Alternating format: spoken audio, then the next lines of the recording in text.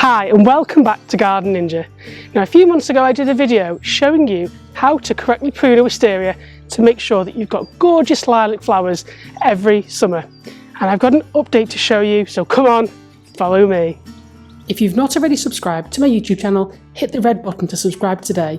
Also click the bell for notifications. We'll have access to hundreds of garden design hints, tips and hacks from me, the Garden Ninja. And best of all, it's free. Now I've heard from so many of you just how well your wisterias have done after following my pruning guide, so it's about time for me to reveal my own results. When pruning a wisteria, there's two simple rules to follow. The first is to prune back to 3 buds in the winter, and then once it's flowered and finished, you then prune back to 6. And if you follow those two simple rules, you're going to get amazing flowers every year.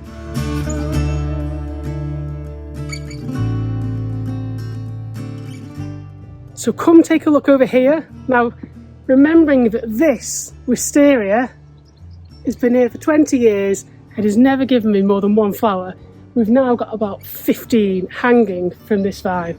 So if that's not testament to this pruning guide, I don't know what is. But I'm going to give you some tips, because sometimes your wisteria flowers can actually get shrouded in fresh growth as well. And there's a little trick I'm going to show you now to make sure that you can see your blooms and there's loads of air and light getting to them, so you can enjoy those gorgeous pendulous lilac wisteria flowers.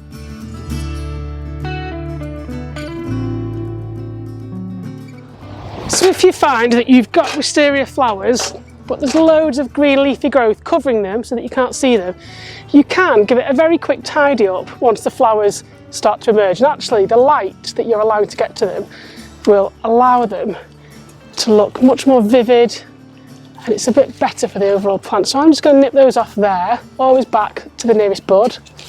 You can see that one there. We've got this one here, but this is in the way, so just going to take that back. It's not a huge prune, but just enough so that when I leave the house, I come out, I can see those. We've got 1, 2, 3 there, 4, 5 there, there's a few in there, and loads up there.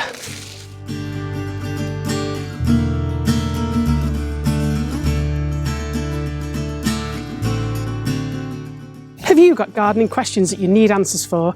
Well, why not head over to the Garden Ninja forum on my blog, where you can ask me anything about gardens, plants and garden design. There's a whole army of other garden ninjas there that can help provide answers to your questions. It's a really great way to meet the other ninjas, so head over there now. So just to recap my super easy wisteria pruning method, in the winter, around February time, I pruned this wisteria back to 3 buds on each stem. Then it flowers around April to May time, and then in August I'll take back each of these laterals or stems to 6 buds.